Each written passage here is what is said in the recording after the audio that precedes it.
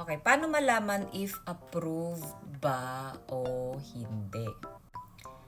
Actually, sa dinami-dami ng in-applyan ko, sa totoo lang, hindi talaga lahat nagsasabi kung approved ka o hindi. Or, hindi ko lang siguro nare-receive.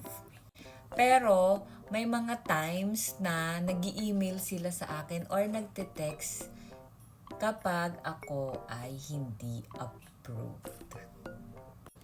So, yon tingin ko depende siya sa bank.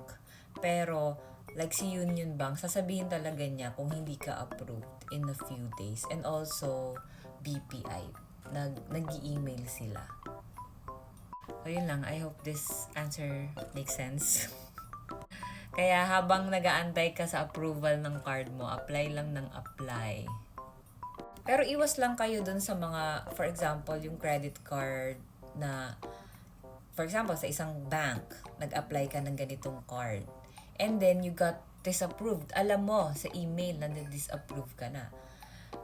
Try to reapply after 6 months. Kasi sabi nila sa akin, nung nagtawag ako, kasi I kept on trying talaga. Kasi gusto ko yung ganung card.